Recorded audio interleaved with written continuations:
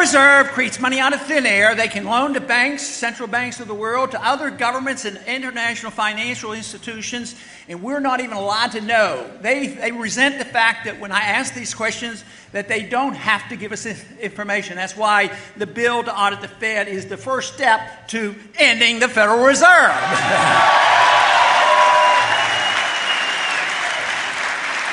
But the Federal Reserve will end itself because they will destroy the dollar. Since the Fed came into existence since 1913, they've eliminated 98% of the value of the 1913 dollar, and it's continual erosion.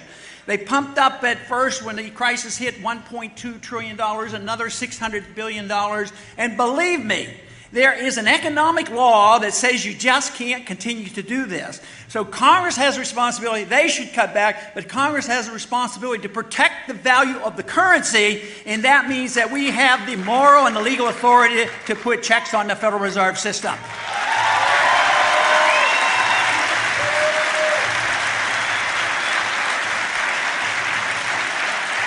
You know, there's been a lot of talk about bipartisanship after the election. We need bipartisanship.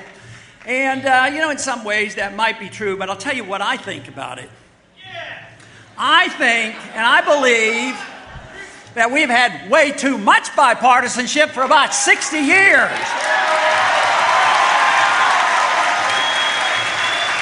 You know, we have bipartisanship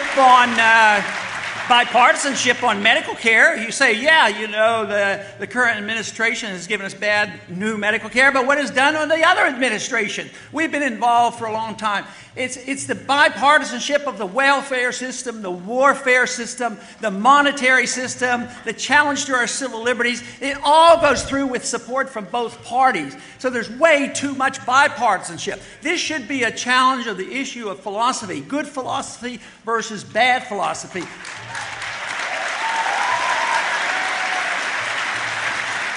And when you can agree on something, you should make coalitions with whomever will agree with you and come together.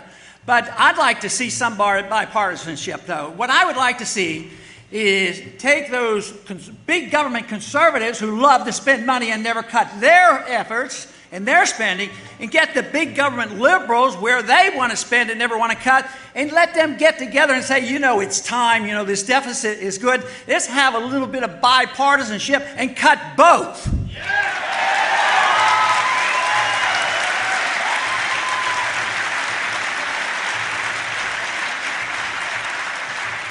There's been talk lately about American exceptionalism. Man, we like to talk about that. I think we certainly live in an exceptional country. We have been blessed. It's been the greatest country, most freedom, most prosperity. My concern is I'm afraid we're losing it. I'm afraid we've given up on our devotion to liberty. That's where our problem is. But, you know, where I think we go astray on this exceptionalism is there's some people, and sometimes they're referred to as neoconservatives, and they're sort of neo-Jacobins, where they believe that we have this moral responsibility to use force to go around the world and say, you will do it our way or else. Well, force doesn't work. It never works.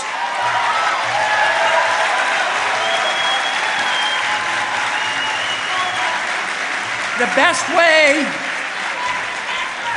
best way to get people to act more like us if we're doing a good job is for us to have a sound economy, a sound dollar, treat people decently, have a foreign policy that makes common sense, treat people like we want to be treated, and then maybe they would want to emulate us and say, freedom does work and we ought to try it.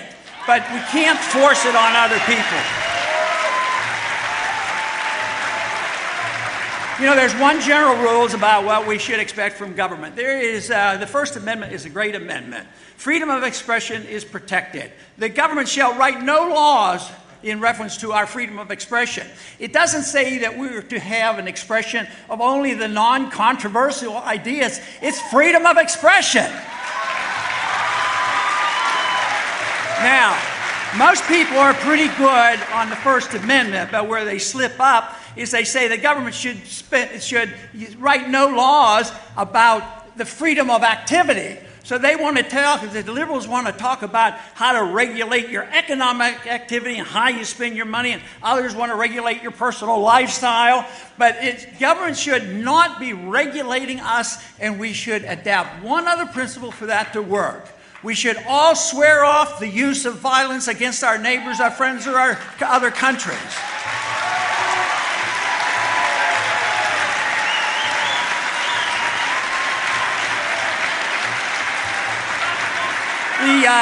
The purpose of all political activity, from my viewpoint, is to promote liberty. Liberty is the most important element. Liberty comes from our Creator. It doesn't come from our government. If we have a free society, we can go about our business and do our very best, work toward virtuous things and work toward excellence. When government takes over the role of making us virtuous and making us excellent and redistributing the wealth, they only do it at the expense of liberty, and that's why we're in such terrible shape today, is because we've allowed the government to be so much involved. Government should never be able to do anything you can't do.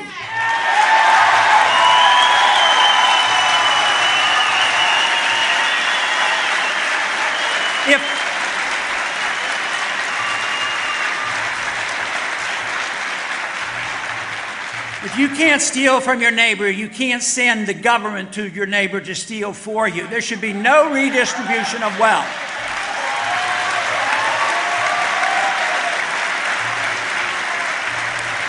The exciting things that are happening today and gets me energized is coming to events like this and meeting with the young people and going to the campuses and finding out what Young Americans for Liberty have done. And believe me, the ideas and the principles of liberty are alive and well in the next generation, and there's every reason in the world for us to be optimistic about what's coming.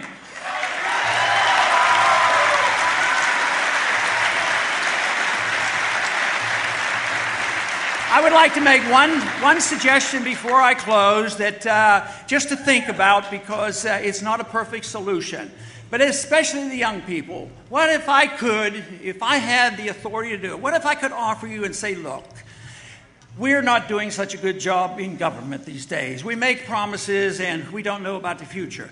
But would you consider opting out of the whole system under one condition? You pay 10% of your income, but you take care of yourself. Don't ask the government for anything.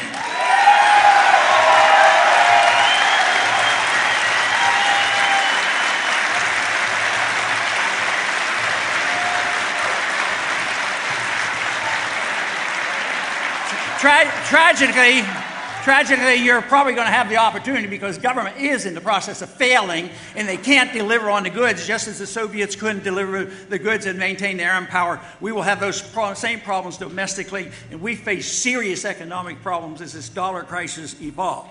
But let me close with comments from Sam Adams. He says, don't worry about it if we're not a majority. All we need is a minority keen on spreading the brush fires of liberty in the minds of men.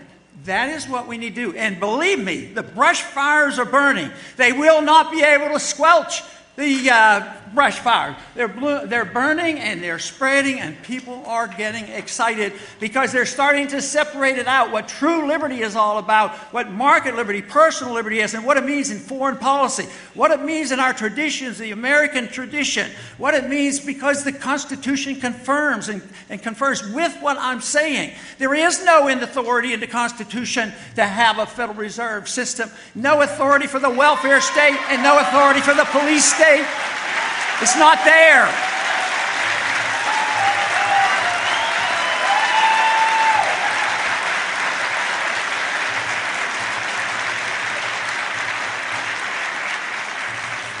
So we should all assume personal responsibility for promoting the ideals of liberty. And one thing that Samuel Johnson always advised when they were in the dire consequences of the problems of the revolution, he said, we cannot present long faces to the people, the colonists at that time, because it will make them realize how tough things are.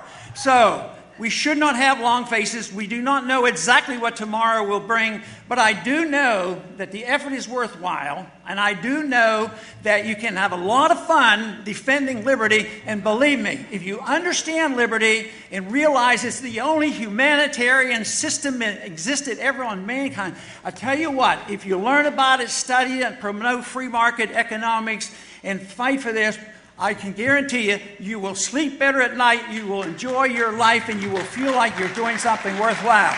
Defend liberty.